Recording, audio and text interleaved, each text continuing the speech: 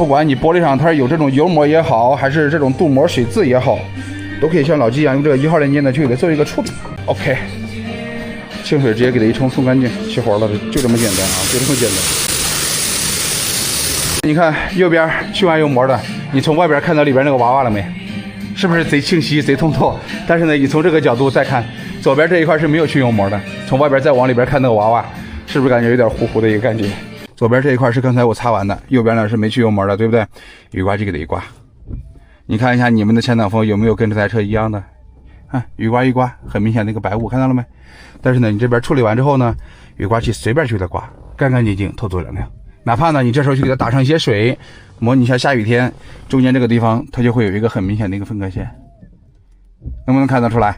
所以说呢，只要你们的前挡风呢，你遇到说跟这台车在下雨天的时候啊，跟这台车一模一样的问题，你就像我一样用这1号链接去给它擦一擦就好了。